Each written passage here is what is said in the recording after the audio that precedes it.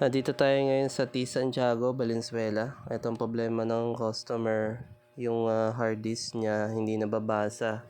And then minsan nagmamalfunction na ang bagal. Ang bagal ng boot up niya. Pero nung tinanggal yung hard disk, bumilis yung boot up. So ibig sabihin yung hard disk yung nagkakos ng malfunction, kaya ang bagal mag-boot up.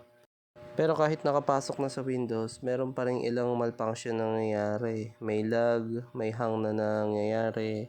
And then pag unang pindot, ayaw agad mag-power. Kailangan pa ng pangalawang pindot. Pag pinatay naman, hindi agad namamatay. Ikot lang ng ikot. So merong short circuit na nangyayari.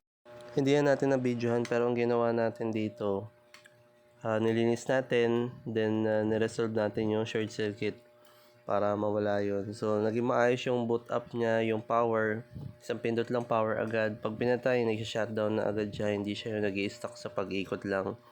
And then check natin yung health ng SSD, ng hard disk. So goods naman. Yun lang yung sakit ng hard disk, kahit na goods yung health niya, nawawala-wala.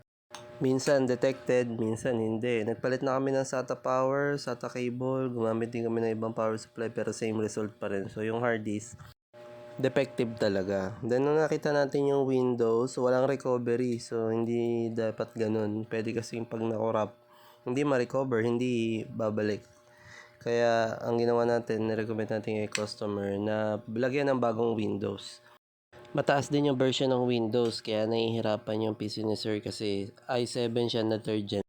Since nalinisan naman na format na, then na-resolve na yung short circuit, mabilis na namamatay, malinis na bumubukas, si customer na daw bahala dun sa files na nasa hard disk. Pagka na-detect, ibabackup niya daw talaga lahat ng files. After ng installation ng Windows, kinumpleto natin yung drivers, then close natin yung Windows Update. Kasi itong unit ni client, i7 na 3rd gen. So mabigat na siya sa mga bagong version ng Windows 10. Kaya lower version lang yung pwede dito para maging smooth pa rin.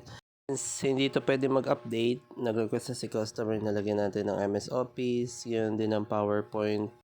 Plano na rin ni boss na mag-upgrade ng Ryzen 5, pinag-iisipan pa niya.